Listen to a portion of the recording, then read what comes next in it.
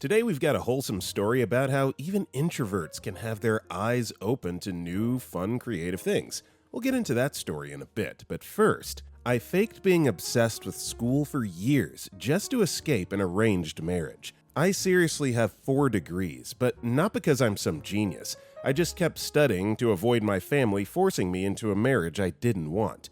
Whenever they mentioned it, I'd say, "Hey, I got accepted into a new program," and that would delay things. Now that I've graduated, they're telling me to come home. Honestly, I'm scared, so I'm applying to schools like Harvard and Columbia, not because I really want to go, but just to have a reason to stay away. I'm tired. I don't even know what I want to study anymore. I just know if I stop moving, they'll trap me. I'm far from home and honestly feel better here, away from all the pressure.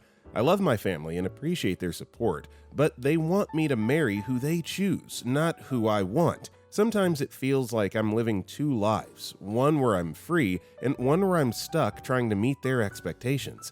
Anyone else feel like they're living a double life just to stay free? Well, it certainly is a shame that you do feel that way, trapped by your own family. Although they support you, they're trying to force their agenda on you. Ultimately, it's your life.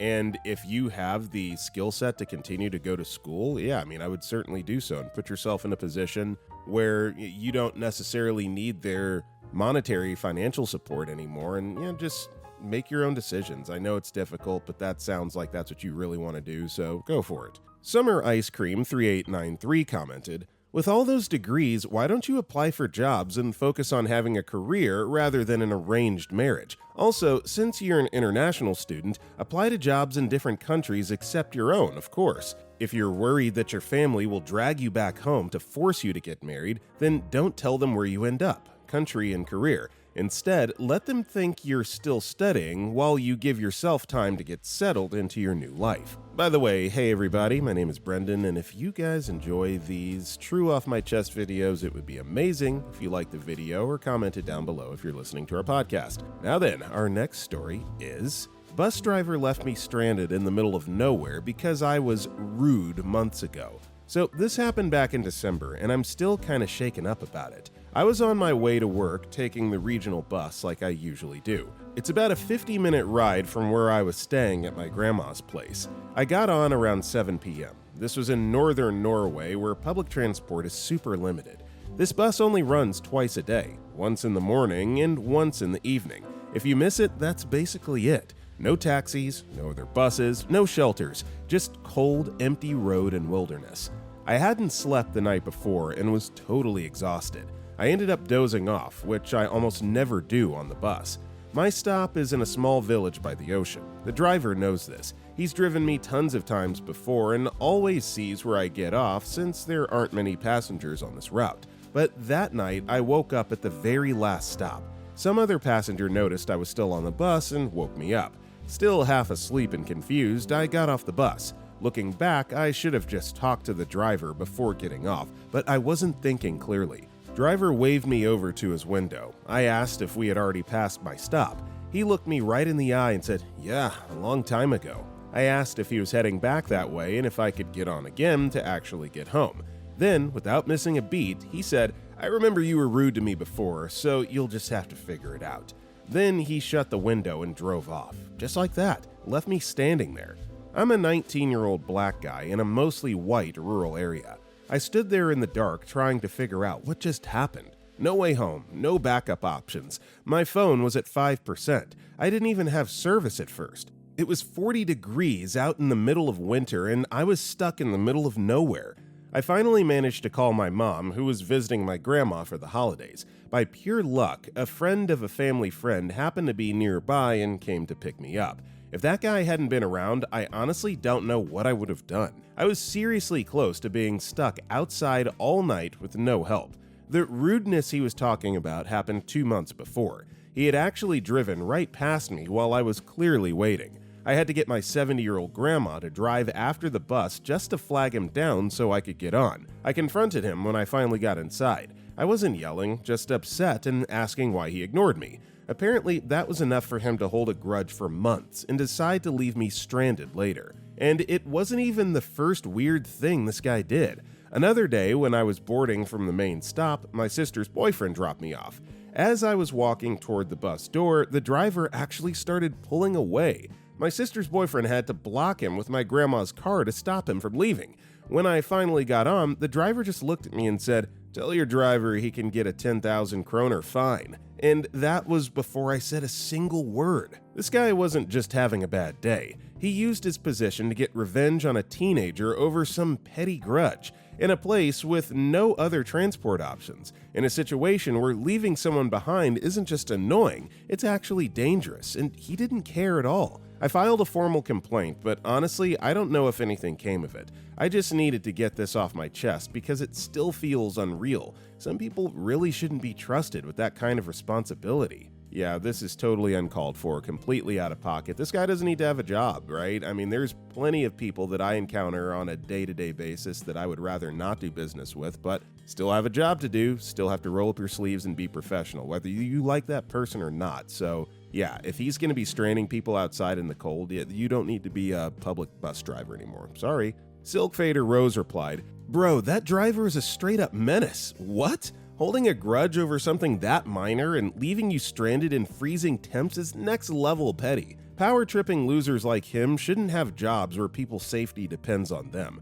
Hope he gets fired for real." And OP replied to this, "Nah, for real, I actually got a call from someone at the company after I filed the complaint. They sounded super shocked and said they were definitely going to follow up on it, asked me for more details and everything, so I know it was taken seriously at least. But a couple of weeks later, I saw the same driver again. He didn't say a word, just checked my ticket like normal and kept it moving. So I guess he didn't get fired, but maybe he got a warning or yelled at or something. Who knows?" Our next story is, "My boyfriend broke off our engagement because I don't want to take his last name. His last name is silly. I don't want my last name to be Higginbottom. My last name is cool. I told him he can change his name to my last name, and he got offended and said I'm a female and that's not how it works. He said it's tradition that once a woman becomes married, she takes his last name and the children take his name too.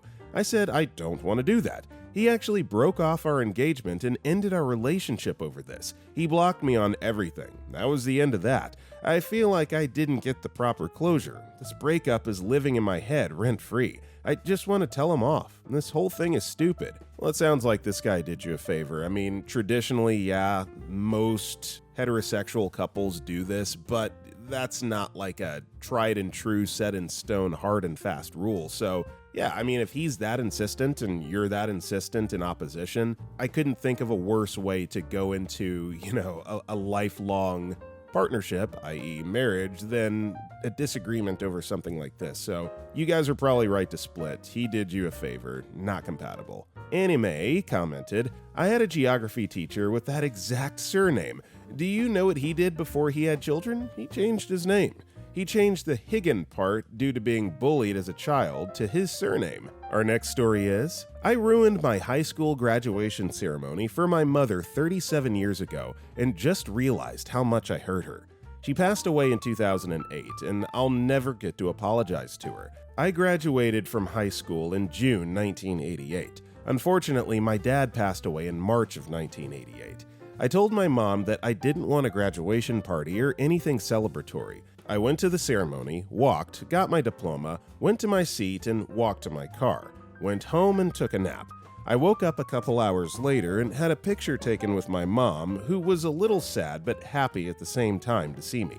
The day was low-key and we never talked about it afterwards. My daughter graduated this past Saturday, and while I hugged her on the field, I started to get misty-eyed from the moment. And then the realization of what I took from my mom dawned on me, and I started to cry for real. I finally understood what I took from her and how she was hurting too at that time. I feel like total crap over it, and it's been bothering me ever since. I imagine her looking for me on the field and realizing I wasn't there, and how sad and upset she must have been. She deserved better from me. With her being gone, I can never truly apologize and tell her I now grasp how deeply I hurt her on a day she was looking forward to. I'm sorry, Mom." Killing the Cancer replied to this, "Your mom absolutely 100% understood. Your dad hadn't even been gone a year at that point. Grief makes it hard to be present in the moment and feel up to celebrating things. How can you when the absence of someone you love was so fresh? From one parent to another, please don't beat yourself up. Your mom cared for you, clearly, since she respected your wishes. She didn't make it about her, she didn't guilt you, none of that. She may have been disappointed, and that's okay, but she let you make the choice you felt was best at the time, and it's evident by how you speak of her that your relationship was good or decent.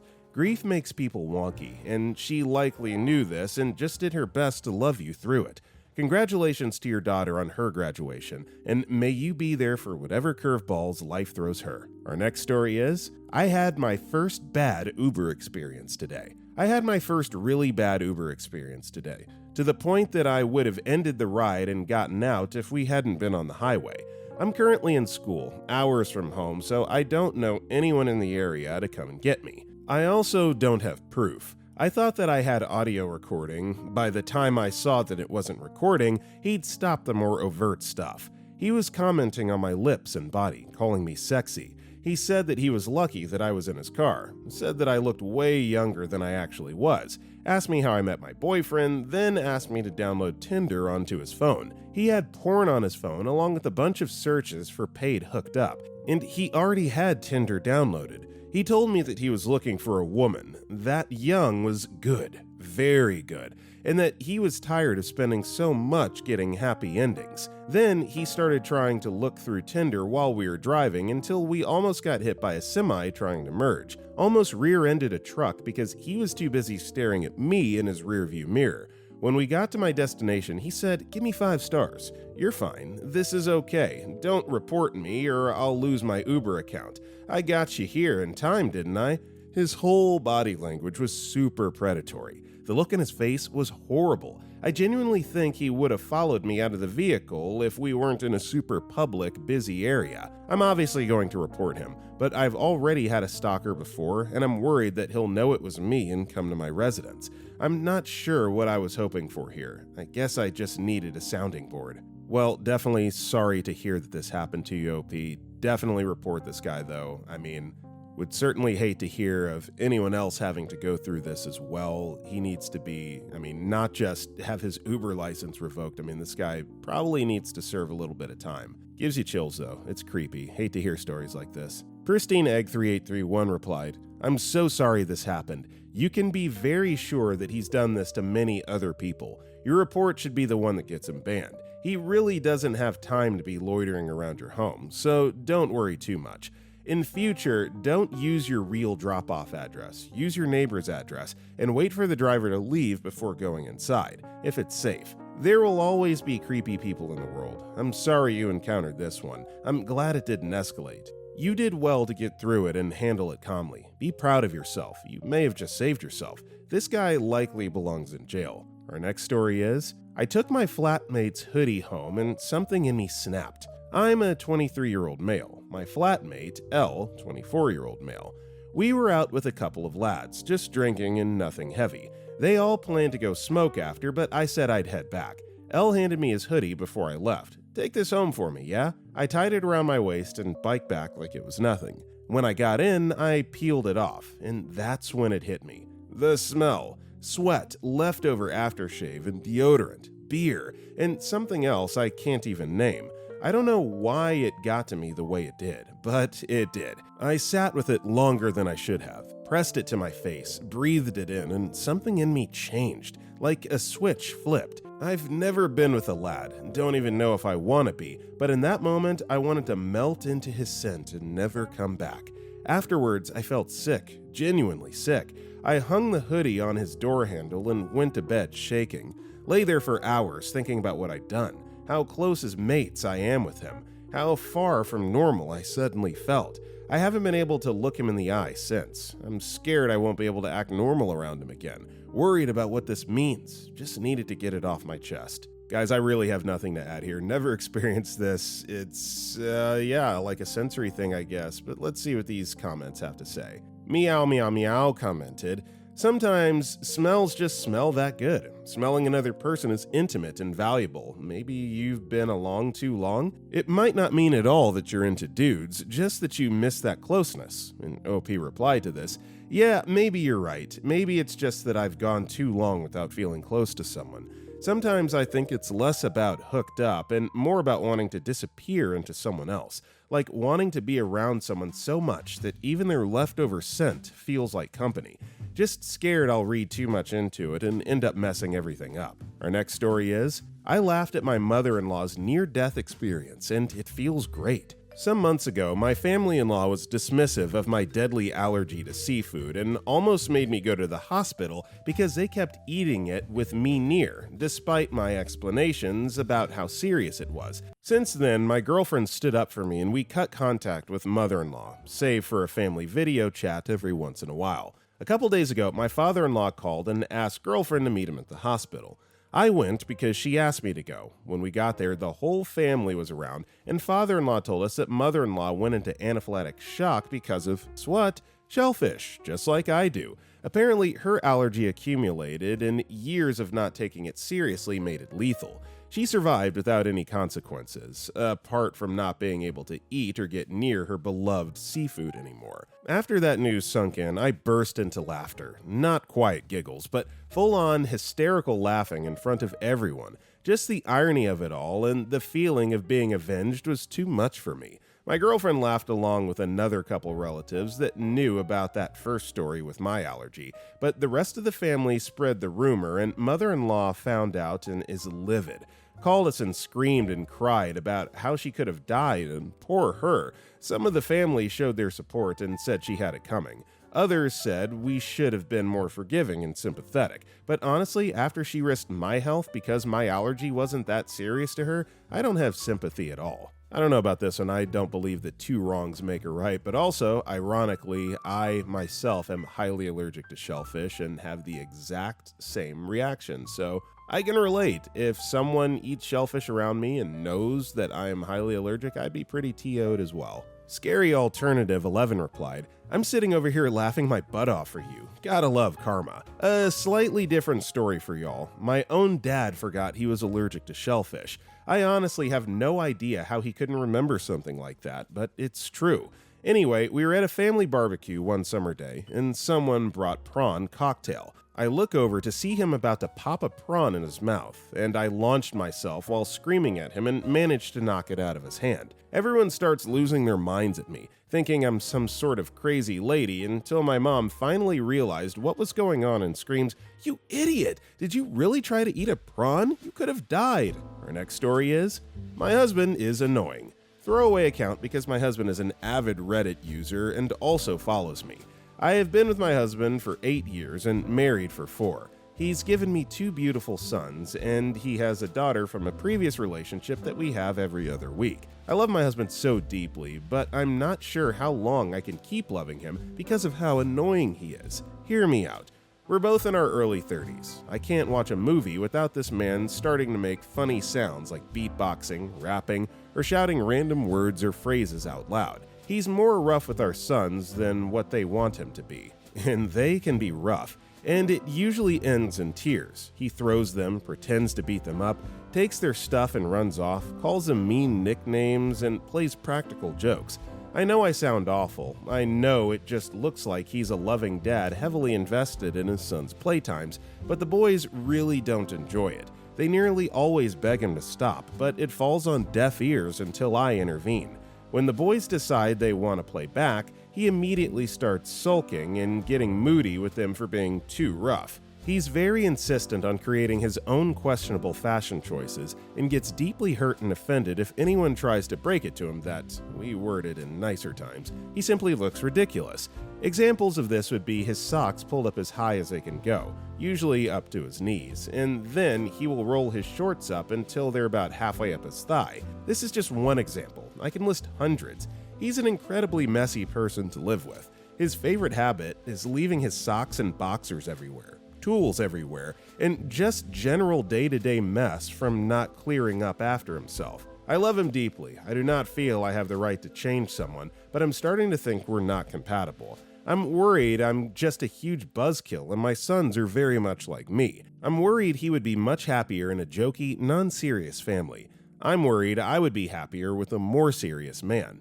I don't know who to talk to about this because everyone who knows us sees us as this picture-perfect family. There are daily arguments in our household. I'm constantly having to separate him from our sons like he's also a child, and I can never enjoy adult time with him without him acting like a child. I don't know what to do other than just rant because it's eating me up inside. Our sons are 5 and 3. Well, if you're questioning your compatibility and calling him annoying all over Reddit, I do think that, perhaps we've passed the point of no return. The longer you stay in, the more you're going to grow to resent him, and it sounds like even your 2 sons don't really appreciate that either. You can still be friends, right? There is platonic love, that's a thing. But yeah, I don't see a situation like this getting any better. He is who he is, you are who you are, and that's that. Cole Flag replied, I want to comment on the paragraph about his relationship with your kids. Speaking as a kid that grew up in a similar environment where I was not allowed to have boundaries,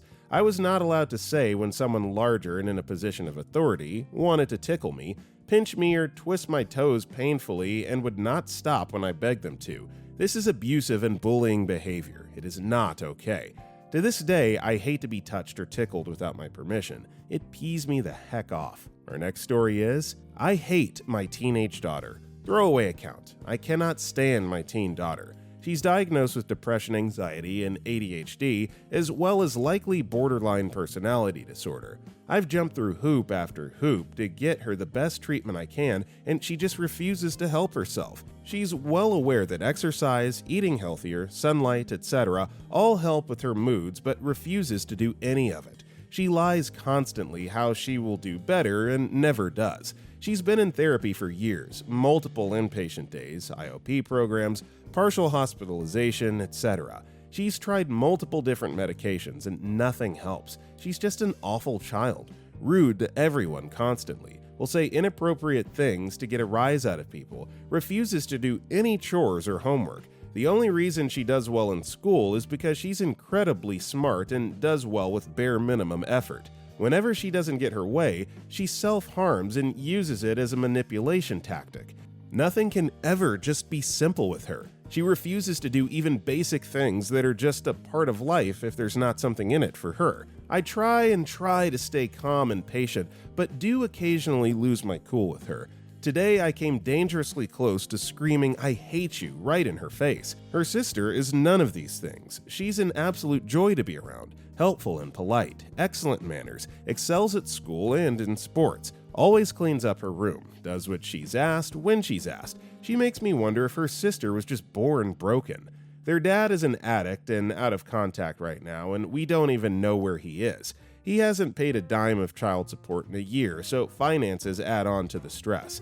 I have a minimal support system, and I'm just at the end of my rope. Between work and trying to manage her moods and outbursts and threats, I hate being her parent. I do not want her around and have been seriously looking into residential treatment centers. I have no time or energy left or self-care at the end of the day. I regret ever having her and wish I could afford to send her to full-time boarding school just to have a break from her behavior and constant negativity. Just wanted to get this off my chest. Motherhood sucks, especially when you're all alone. Well, once again, I can't add anything to this. I can't imagine speaking about my own daughter like this, regardless of what she's going through, so I'm not going to hate too much because I've never sat in that chair before, but yeah, it's tough to hear, tough to read. Celeste Pyre commented, I was the daughter with ADHD, borderline personality, anxiety, and depression. Phew, it does get better. That's all I got. If she's in high school right now, this is the worst time. I hope you get through it and find love for your daughter. Love and Despero commented, I didn't have BPD, but the rest, and there was a huge difference in how bad things got during this period. Knowing how drastically our hormones affect just ADHD alone, this sounds in line. I'm sure mom is tapped out and that exhaustion is probably playing into compassion fatigue. But all I could think when I read about the behaviors was, this kid must be in so much pain and scared of her own emotions she can't control. Like you said though, it gets a million times better. Being on meds helped my emotions 1,000-fold. Like, I'm a different person. Our next story is, met someone recently who made me realize what real strength looks like, and I can't stop thinking about it. I reconnected with someone from my past recently, someone I hadn't seen in years. She came over with her kids and we spent a few days together, visiting places, laughing, sharing food, just existing in a good vibe. She seemed like the kind of person who had it all together, calm, strong. Her kids were bright, joyful, and respectful. You'd never guess anything was off. In fact, I thought her life was probably on track, maybe just busy like everyone else. Then I got to know the truth. She's been going through a lot. Life didn't just throw her one curveball, it threw her a whole storm. She's handling everything, raising kids alone, dealing with a broken marriage, navigating legal stuff, managing her demanding job, and having zero emotional or family support to fall back on. And she's doing it all with the kind of grace that hit me in the chest. Not once did she look bitter or tired. Not once did she act like she wanted sympathy. She was just present, grounded, holding it all together with this silent strength that most people overlook. And it hit me because I've been stuck in my own head for so long, thinking my problems were huge. I kept feeling like my life is a mess, but seeing her with so much weight on her shoulders, smiling, making sure her kids are happy, making the most out of a few days of peace, I don't know, man, it shifted something inside me. I'm not the kind of person who talks much. I didn't open up to her or even say any of this. I just quietly observed, but I haven't stopped thinking about it. I probably won't for a long time. It was one of those moments where life shows you, look, this is what strength looks like. Not loud, not flashy, just real. She left today, and I might not see her again for a long time. But I hope she rises even higher in her career and that her kids absolutely crush it in life. They deserve nothing less, and I hope I carry this lesson with me, quietly, just like she carries everything else. Well, I will just say to this, you now have a responsibility to pay it forward and show other people the lessons that you learned from this woman. The world needs more strong people. Simple as that. Trap Me Please commented, never compare your own struggles to those of others. Yes, she might have had it harder, but that doesn't negate your own struggles. What you can do, though, is see her as an inspiration on how you want to be and a motivation to move forward. So, in short, be careful to not put yourself down over it, but see it as the inspiring strength you also want to have. Our next story is, it took me 2 years to lose 50 pounds and no one noticed. I struggled with weight loss for the past couple years. It took me so long to lose this weight. The weight I lost is noticeable. Turn the fat into muscle. Only a few people noticed it and said I looked great. I guess it's just irritating because everyone in my life was so quick to tell me I'm fat and to lose weight, but when I did, no one cares anymore. Wow, thanks everyone. Your kind comments mean a lot to me. I know how hard that can be. I do. So let me just say, OP, let me add my name to the hat. You've done a great job. Super proud of you. You can be an inspiration to others, but great job. Potential Warthog 991 commented, please don't take that personally. I've learned the hard way to just not comment on people's weight. Some people react horribly to it, even when it's a compliment. Also, there's a theory that celebrating weight loss increases the shame of weight gain significantly, so it can be quite damaging if the person gains it back. The biggest compliments to me are when people talk to me about sports or fitness. It kind of makes me feel seen when I'm taking good care of myself. 50 pounds is a massive achievement, and I know the work that goes into that. A huge congratulations to you for your discipline and effort. Our next story is, I'm an introvert, but this opened my eyes. I usually hang out with 3 close friends, and recently they invited me to join them at a music festival where Imagine Dragons were playing. It turned out to be one of the most fun experiences I've had in a long time. Just for laughs, we decided to cover my bald head in glitter, and to my surprise, I ended up getting so much positive attention from complete strangers. People were coming up to me, giving me hugs, even kisses on the cheek. At first it was overwhelming, but honestly, it felt really good. The attention wasn't creepy or weird, it was just fun and kind. It made me realize how much I've probably missed out on socially over the years. That night opened my eyes a bit. I guess I just wanted to share that. I think if I had the option, I would do this again. Maybe the next local rock music festival. Amazing, absolutely amazing to hear you're coming out of your shell, you're realizing that there is a big, blue, beautiful world out there. And yeah, happy for you. Happy that you had a good time with your glittery head. Hey, it's Shella commented. Good on ya. It can be so rewarding to go outside of your comfort zone and do whatever the heck you feel like. People can surprise you in the best way when you show up as your boldest self. Hope you keep saying yes to things like that. World needs more glitterheads for sure. Our next story is, I want to give my daughter up for adoption. I had my daughter on May 28th. I originally had my mind set on adoption, had a family picked out and everything, and once I had her and saw her face, I changed my mind. However, I don't think I fully considered everything in the hospital. I knew how it would be before the hospital, but when I was there, it was like I forgot the entire reasonings as to why I was giving her up. I don't think I even thought about how much this would change the course of my life. I wanted to give her a good family with a mother and a father who were financially stable. I'm 21, and her dad and his family did not want to be involved at all. I wasn't raised by my parents, and my mother died when I was 5 from a drug overdose, so I always wanted to change the script when I had kids. I just moved back to my hometown after getting pregnant, and I hate being here.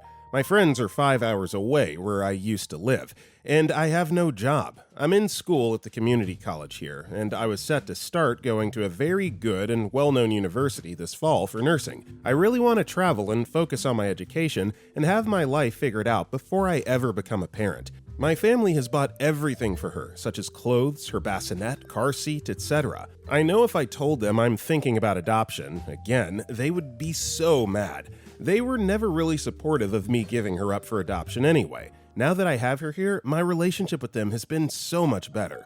I love my daughter so much, and I would love to be able to stay her mother, but I just know I would feel like I'm being held back the rest of my life. I know that's horrible to say and selfish, and she deserves so much better. After being with her for a week, she's already bonded to me, and I to her. I literally cried when giving her a sponge bath last night because it would hurt me so much to see her cry. When I was pregnant, my older brother said he and his wife would adopt her if I wanted them to.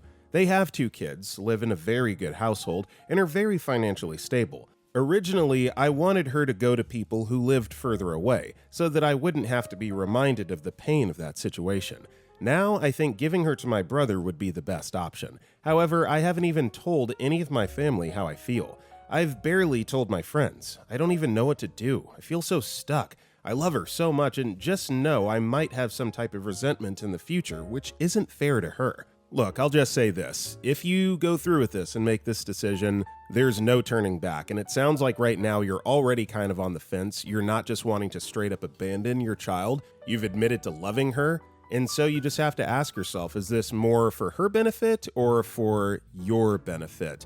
And I think once you make peace with that, whatever it may be, then you'll be able to move forward with your life accordingly. But I do, just from the outside looking in, I do think that if you are going to put her up for adoption, keeping her in the family and having the brother do it is definitely the safest option, because that way at least you know no matter what, she's going to be taken care of and loved. Accomplished Egg 7639 replied, "It'll always be your choice. I gotta say though, as a kid, I had a dad who hated his family and a mom who stayed with him for the money, for us to have a good life. When he lost the money, I did my fair share of freezing and starving, so I have the full perspective when I say I'd have taken much more freezing and starving if it meant having one parent who's happy and loves me.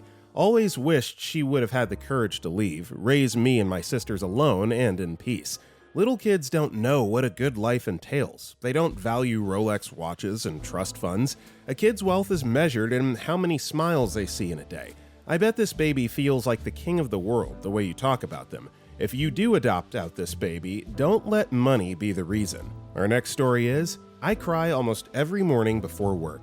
I hate working. I always hated work. I only work because I have to. If I didn't have to work, I would be happy to do nothing at home and just be a housewife. The last time I was truly happy was when I was a stay-at-home mom for 2 years. Now I'm miserable. There's no job in the world that'll make me happy unless if you pay me to stay at home in the comfort of my house while I watch TV and just do whatever I want with my day. Life is so meaningless having to work. I cry almost every day or get a huge sense of sadness when I go to work, and I'm depressed every day while I'm at work. I really don't want to be here. It's not just my job I hate. My job is okay. I just don't like being here. I want to go home. I don't want to be surrounded by a bunch of people I don't care about. Every day I'm so homesick. I don't care about having a fulfilling career, and I don't care about being a boss babe. I'd rather be a millionaire's wife. Everything about work I hate. I hate that I have a meaningless 9 to 5. I hate spending most of my day and week with a bunch of people I can't stand and don't care about. We spend more time at work with these people than we do at home with our family. Then the weekend goes by way too fast, and we spend our weekends catching up on errands and chores.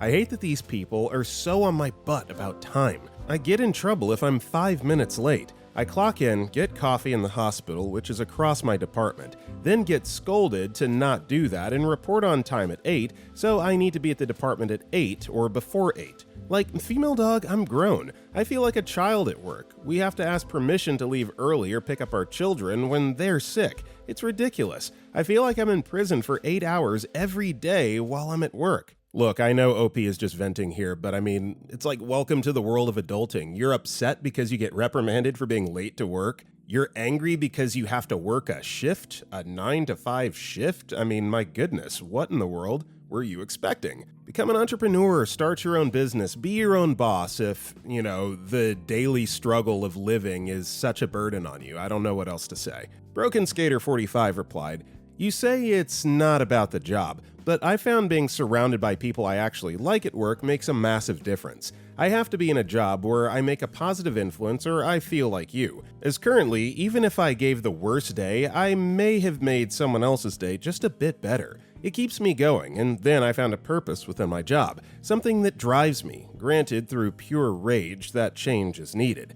This means my work is a big part of my life now. As I can change things for the better, I can make a difference. Maybe you just need to find your niche. It took me years." Our next story is, "My wife is pregnant and wants to quit her job. My wife is just 14 weeks pregnant and she's already talking about quitting. We didn't agree on this. We didn't even agree on her being a stay-at-home mom. We need 2 incomes, especially now more than ever. My wife just got this urge to want to become a stay-at-home mom, and she also can't wait until she has the baby. She says she wants to quit ASAP, and she's already working on her resignation letter.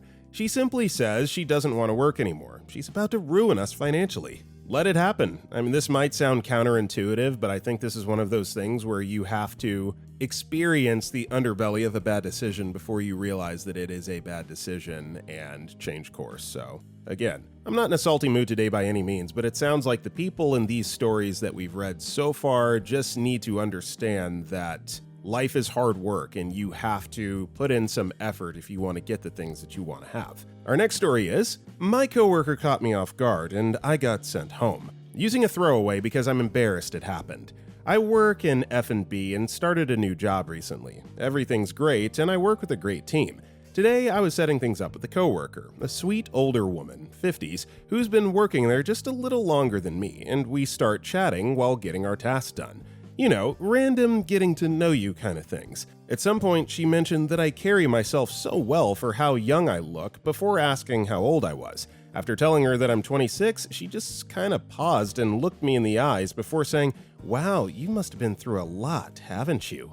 Dude, she didn't mean it in a bad or mean way, like I know that for sure, but she sounded so sad when she asked that it pierced straight into my heart. I tried to laugh it off and make a joke because we're working, and while I've been going to therapy for a few years now, it's just not the kind of stuff I really want to talk about at all in job settings.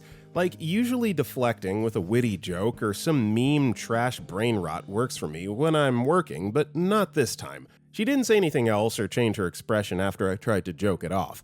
Not sure why, but when she patted my shoulder, I literally burst into tears.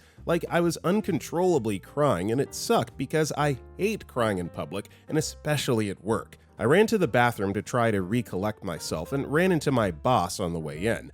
They didn't say anything at first, but after I came out, my boss just looked at me and said that they were sending me home to rest. I'm kind of upset that some small talk with a coworker triggered such an emotional reaction, but I've never been asked anything like that by someone besides my therapist. It was kind of blindsiding, and it made me realize when I got home that I have a lot more work to do in therapy than I thought I did. I'm not upset at my coworker, but I do wish I was given a chance to explain myself to my boss before they decided to send me home. I'm not worried about not making money today because I'm in the middle of a 6-day work week, but I am worried about how it makes me look to my new employer. And now I'm here. Knitting Dog 3866 replied, "What people do not understand is that if it is not safe to have feelings as a child, you learn to store them. Your coworker made a safe situation.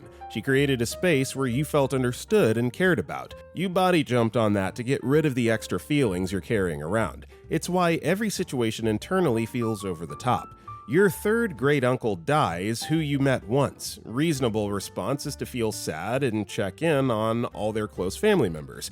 But your body says, great, we're processing grief, so let's deal with every death or loss of a person for the last 20 years. I promise you, if you just keep feeling and dealing with the old stuff, you eventually get to have a normal life. Your responses become normal. Proud of you." Our next story is, "I pooped my favorite pair of pants while driving today." Well, it happened. While relocating across the USA with my partner, I crapped myself while driving.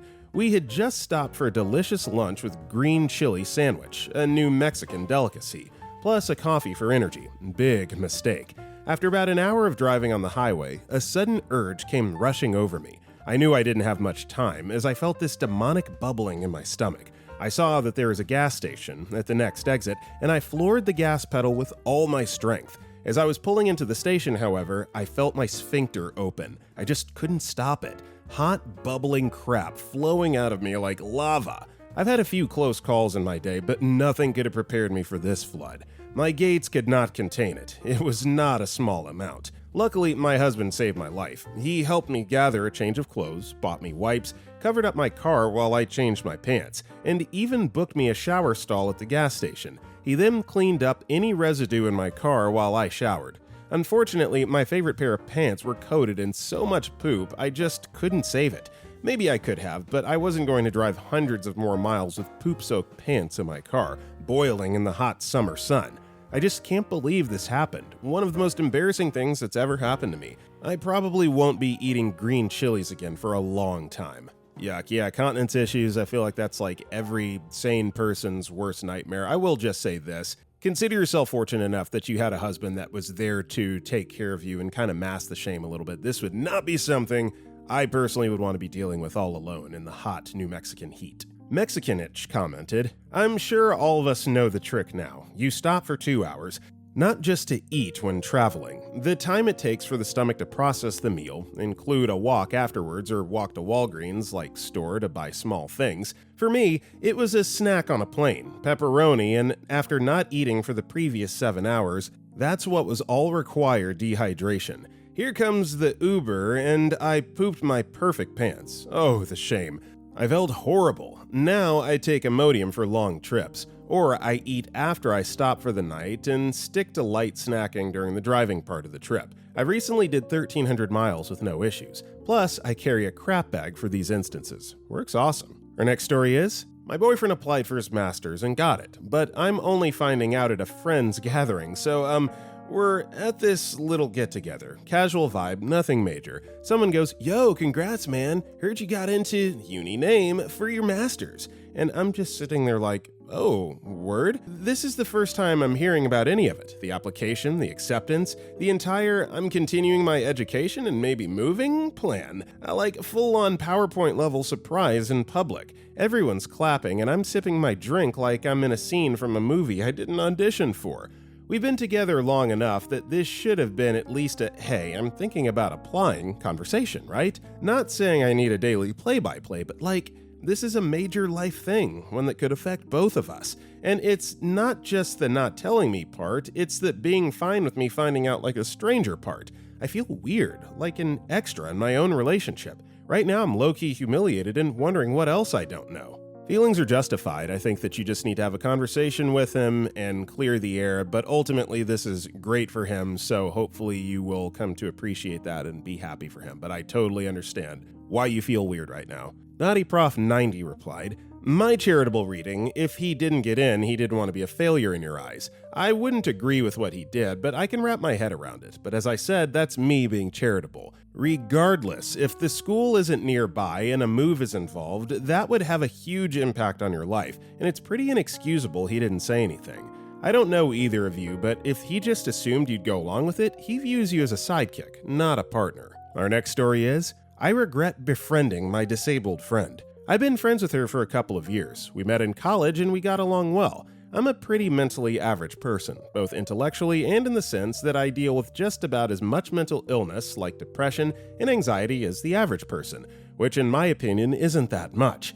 Life is hard for everyone, and we're all going through it. Lately, however, my friend's life has been getting worse. Our friend circle shrank after most of our common friends just moved away to do their own thing, and in our own circle, it's now just the two of us. And my God, she is so much work to be friends with. She's autistic, depressed, has OCD, anxiety, so many of those things.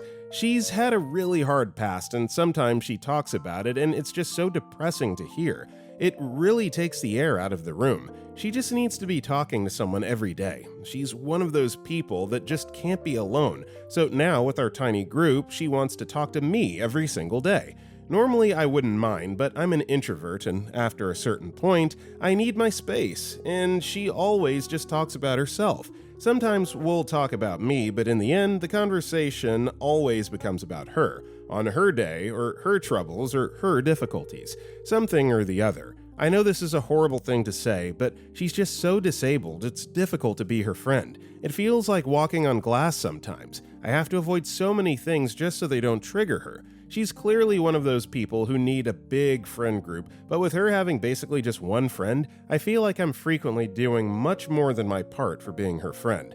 And she, maybe because of the autism, is terrible at picking up social cues. Our phone calls can go on for hours, and she just doesn't get the hint, even when I respond with a grunt or something to show that I'm not interested. For a normal person, they would hear that and think, this person clearly isn't interested. Well, I guess I've been talking about myself for hours, so it makes sense. I'll just go. But I guess her brain doesn't work like that, so she just keeps going. It literally ruins my peace. I just want to be left alone. I never tell her I don't want to talk to her because that would be super rude, and I would feel like such a jerk because she needs it mentally, but my God, I'm starting to really hate it. She's had a really hard life, and no one in her corner. Her parents have basically abandoned her. I don't even know how to stop being her friend, and I genuinely think I'm a bad person if I do manage to cut her off somehow. I'm like the only real friend she has at this point, definitely the only friend she's in regular contact with. I genuinely think she might unalive herself if I stop being friends with her, but God, it's so hard. She mentions things like self-unaliving and SA so casually, words that are really heavy for me and take a toll mentally when I hear them dropped like no big deal. And I feel bad about that too because that's literally her current mental state and her actual past. What's she supposed to do to change it? I don't know. I just needed to yell out into the void. I wish I had a normal, self-reliant friend who wasn't a downer, who I could be friends with and not a quasi-carer, someone who gave me as much as I give them. That would be nice. Well, OP, you've been a great friend to her so far, as draining and taxing as it is. It sounds like you're basically her only outlet, so if you're going to continue along this path, maybe get some therapy for your own personal peace of mind, and if you decide that you just can't do it anymore, you would have to probably go with like a gradual, slow, and soft exit. Instead of just cutting her off, going no contact, just talk to her less and less and less and less and less, and now you're not talking anymore. Shut In commented, "It honestly sounds like you're letting guilt stop you from setting boundaries, and it's ruining your friendship. It's your job to let someone know if they're overwhelming you. The part about how she brings up certain trauma so casually, you can absolutely tell her that it's something that will trigger you. It's a two-way street. If she doesn't respect your boundaries, then stop being her friend. That's on her if she wants to push away someone who's been caring for her, through her PTSD and lack of peers. Let me add, I'm the friend that pushed away all my friends because of trauma and illness. I'm still alive, and I've had much more personal growth in my solace." Swaft Bellick commented, "Well said, 100% agree. It can be hard to start that conversation, but the best thing to do is just dive into it and be as honest and expressive of your true thoughts and feelings as possible. Be attentive, present, and empathetic while also being honest and firm." Our next story is, "I think I hate being a parent, but I love my son. This has been eating me alive for over a year now. I, 31-year-old male, have a 3-year-old son. I love him more than anything. I die for him, but sometimes I look at my life and think I made a huge mistake. No one tells you how lonely this gets, how much you lose. I used to travel, I had friends, hobbies. Now I spend my days stepping on Legos and arguing with a toddler over whether cheese counts as dinner. I haven't slept through the night in years. I don't recognize myself in the mirror most days. My wife is amazing. She does her best, but she thrives in this chaos. I don't. I never have. I feel like a terrible person admitting this, especially as a man. I'm supposed to suck it up, provide, and be grateful. But the truth is, I'm exhausted. I miss my old life. I miss being just a person, not just a dad. And yet, last night, my son woke up crying. Nightmare. I held him until he fell back asleep in my arms. He mumbled, "Love you, Daddy," before he drifted off. And I cried because I do love him. So much it hurts. But I also grieve the version of me I'll never get back. I just needed to say that somewhere. Any non-parents out there thinking about having kids, just read this post over 2 or 3 times or listen to it played back. Being a parent is difficult. It's very difficult. And these are some of the reasons why. Geranium27 replied, "It's okay to have complex and conflicting feelings about being a parent. You're a human being. You should be able to have a complex and nuanced life. The idea that parenting is some kind of singularly soul-fulfilling experience is so toxic and off the mark. Parents should have friends and social lives and times away from their children. Falling on the sword for your child and being told to suck it up or be grateful isn't helpful or realistic. It just leads to burnout. Try to have a conversation with your wife about finding time each week to devote to socializing or self-care, and support her or do the same. Or see if you guys can grab a sitter and do something together, or both. You'll only be able to effectively parent with empathy and patience if you have your needs met. Yes, parenting comes with some sacrifice, but it doesn't and shouldn't demand your entire life." Our next story is, "I got suspended from college for standing up against a girl who was bullying a classmate. What should I do now? There's this girl in my class who has a pretty bad reputation for being a spoiled kid in my college. Let's call her X. She thinks she owns the college just because of her parents' influential status. Her father's a politician and her mother is a famous doctor in my city. 2 days ago, I was going back home after submitting some assignments to a professor after college and saw X attacking and berating another girl. Let's call her A. In the corridors with her friends, all because she led an anti-bullying campaign in college and dresses up in a poor way, and how she needs to be like her, dress up like her, and just be rich. I took a moment to see A, shriveled up in a corner and sobbing uncontrollably as X and her friends circle her and keep laughing and bullying her. I stepped in and stood in front of A, wanting to stop things from escalating, and X tried to slap me for doing that, and the hit landed. I couldn't take it, but I stayed silent. I know my limits, and I know I can't be aggressive toward women, no matter the situation. She kept insulting me and even badmouthed my mother, and asked how many professors she had to sleep with to let a son like me get admission in this college. I stayed silent till that point in time, but I couldn't take it and slapped her, and shouted at her and her friends for insulting my mother, and also for bullying an innocent classmate. X stayed silent for a moment before getting even more ticked and started scratching my arm and hitting me repeatedly, and her friends started berating me too. I knew I crossed a line I shouldn't have, and didn't hit her back. I took the hits and just waited for the situation to diffuse a bit. It took some time, but they left eventually. I made sure A was comfortable enough near me and gave her some food after they left, and offered to give her the cab fares, since that's the only transport available that late. She thanked me for it, and I booked an Uber for her.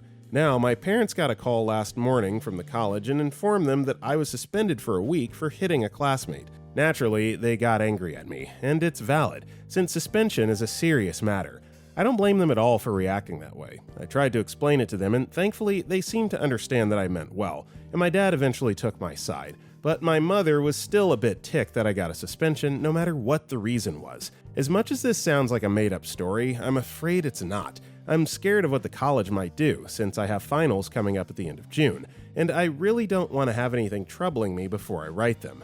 I regret that I got physical, because even if circumstances were bad, that can be used against me. I'm terrified of what's going to happen, and I was called by the dean to my college to meet him today, along with my parents. I think X's parents are going to be there too, and I hope the dean and X's parents can hear me out. Well, just be honest and tell the truth, and, just focus on what you can control.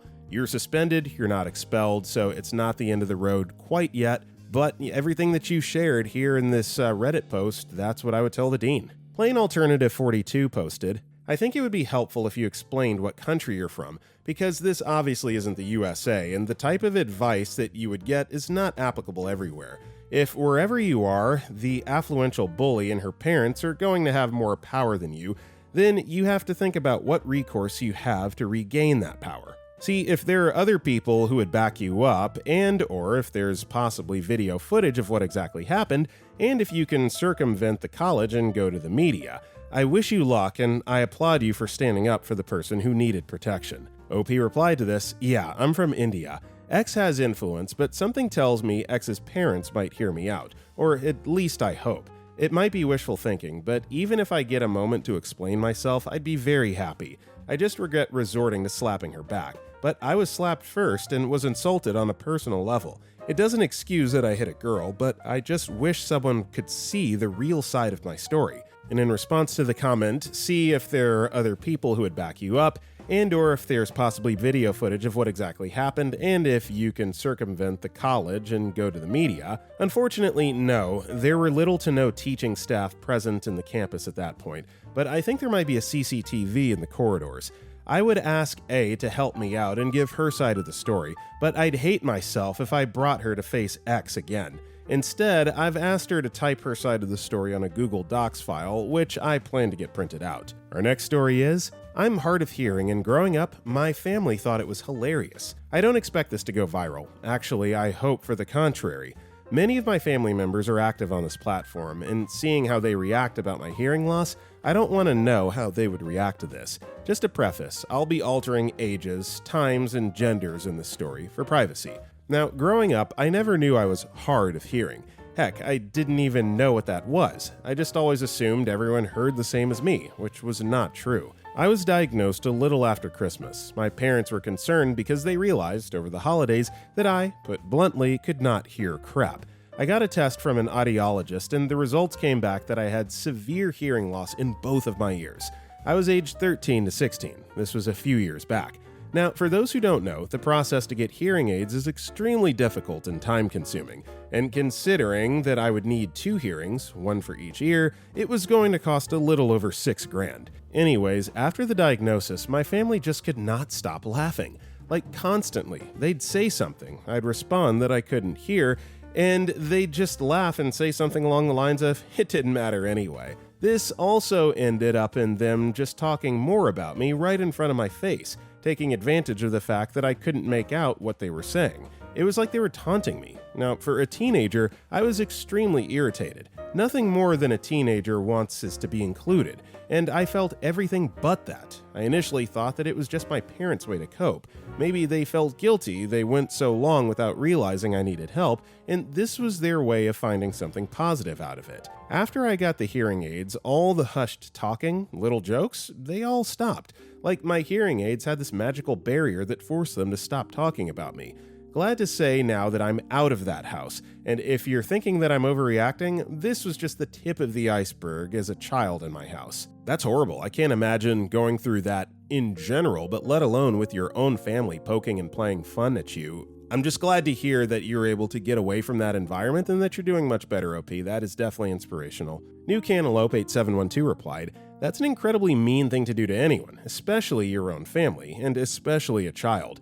I'm really sorry they treated you with so little empathy and respect. I can't imagine how that must have felt for you after just learning something so life-altering.